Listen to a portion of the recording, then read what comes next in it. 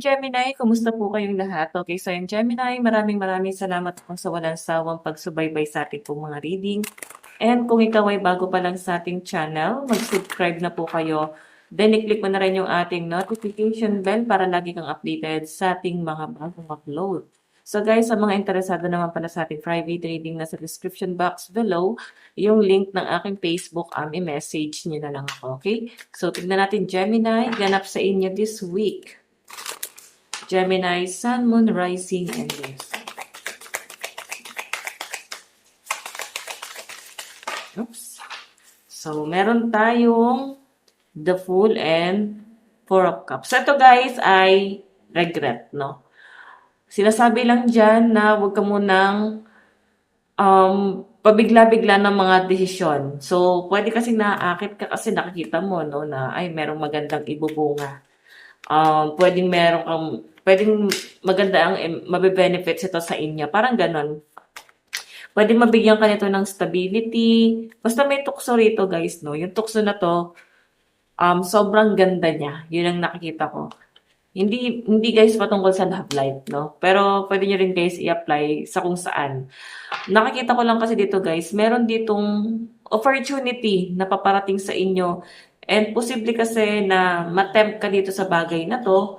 As in, baka bigla kang mag-decide.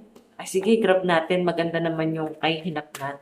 Pero kasi to kasi guys, Four of Cups is regret yan. So pwede kasi guys, after nito, meron kang pagsisihan talaga. Okay, meron kang panghinayangan. Ganun yung nakikita ko. And sobrang ano to guys, malaking disappointment to sa inyo this week. So, pwedeng nangyayari na siya ngayon or mangyayari pa lang. Kaya nga sabi is hinay-hinay lang. Relax lang. Okay? So, Gemini, yung sinasabi din sa akin dito na kung sa love life to, sinasabi lang ng pag-isipan mo muna mabuti kung ano talaga yung mga plano mo pagdating sa relationship niyo ng person mo. Okay? Marami kang gustong gawin. Meron ako nakitang celebration dito. Siguro meron kayo i-celebrate.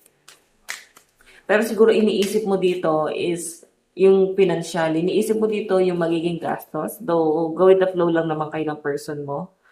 Pero kasi siguro may ibang bagay na pwedeng maapektuhan. Okay? Tignan pa natin.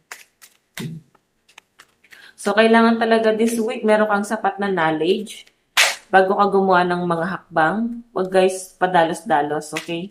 Tignan pa natin, Gemini, meron tayong Knight of Cups. May nakikita ko parang nirarush, no? Nagmamadali, may hinahabol. Talagang ikaw ay magiging impulsive talaga this week, no? So, kung makikita nyo naman, guys, Knight of Cups. Parang ang bilis ng magiging ano mo dito, desisyon. So, ako nagsasabi sa inyo guys, warning na to na huwag ka munang magde-decide. Pag-isipan mo munang mabuti, aralin mo muna. Okay?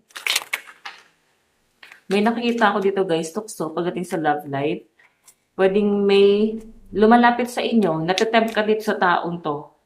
So, isipin mo dito yung relationship niyo ng person mo. May nakikita kasi ako guys, na parang tukso din pagdating sa love life. Pwedeng nararamdaman mo, pwedeng person mo, or pwedeng ikaw. Basta merong ibang person na involved dito sa relasyon na to. Meron tayong Ten of Wands. May nakikita ko guys, relocation. May nakikita rin akong parang may pagtatalo sa relationship. Like, parang pila na layas ata to. Or parang, umalis ka na dito, hindi ka naman kailangan na dito. Mga ganong scenario. Ayusin ko lang to guys. Okay, so ayan, parang may issue rito ng ano parang pagpapalayas, pagpapaalis, or pwedeng, ayan, baka nagkakaroon na guys ng separation sa inyo ng person mo. Pwede nangyari na siya, pero kasi ito ha, baka maulit na naman siya. So, pag-usapan nyo, wag kayo guys padalos-dalos, no? Siguro, mas maganda talaga na mag-usap muna kayo bago man magkaroon ng tuluyang hiwalayan.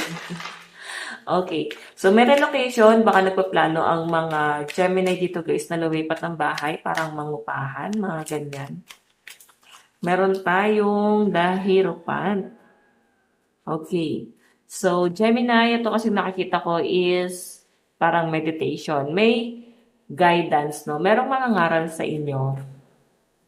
Parang mamamagitan siguro guys sa connection niyo ng person mo. May magbibigay ng advice. Yan yung nakikita ko dyan, Gemini. Okay? So, siguro kung ano man itong pag-uusap na mangyayari dito, malaking impact siya sa pagsasama niyo ng person mo. Kasi ito, okay? May pag-uusap na mangyayari talaga sa inyo ng person mo. Parang masinsinan to, guys. Tignan pa natin. Gemini, Sun, Moon, Rising, and Venus sign.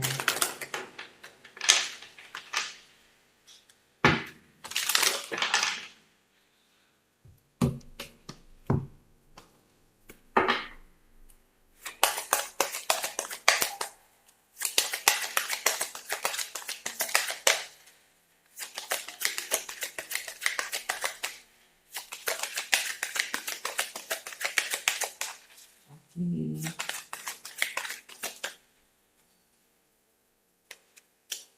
Meron tayong Ace of Wands. Okay. Gemini, ito kasing Ace of Wands is travel, no? Natatempt ka, or pwede may plano dito this week na magbiyahe, or pwedeng bigla ang outing. So, may nakikita ko guys, temptation. Siguro naisip nyo, kaya parang may pag-iipon ka na rin dito. Kaya nga sabi ko is hinay-hinay. Ayan, sa mga desisyon na gagawin nyo ngayon. Okay? Tignan pa natin. Meron tayong 8 of Wands. So, travel talaga to guys. No? May nakikita akong para magbiyahe kayo sa malayo. Parang may nagkakasakit din guys sa family. So, siguro mas nakakapagpabigat lalo to sa kalooban mo. Yung nagkakaroon guys ng ano parang may nagkakasakit, no? May nakikita ko dito guys, ayan. Um, Pwedeng etong pagkakasakit na to is nagiging dahilan din siya guys ng pagre-relocate, no? Paglipat ng bahay. So, ayan. I think nagkaroon kayo guys ng issue dito. Okay. I think nagkaroon guys ng malaking gulo. Para may gustong lumipat ng bahay Ayan, no, paglipat talaga. Walang choice, no? Like, parang ayaw pa naman, pero parang mauobliga. Meron tayong Page of Cups. Meron kayong iniisip na someone na nasa malayo. Iniisip din kayo ng tao to. Baka wala kayong contact ng person mo. Iba sa inyo guys, meron kang iniisip na ibang tao na someone from the past kahit na meron ka ng karelasyon ngayon. And itong taong iniisip mo is iniisip ka din. Okay, kung sino mo itong someone from the past, no? Iniisip ka rin yan. Tignan pa natin. Guys, meron tayong raise your vibration is a mantra that causes me to light up. Okay? So, ayan. Gemini, ito lang po ang inyong reading. Maraming salamat po. God bless and love you. Bye-bye.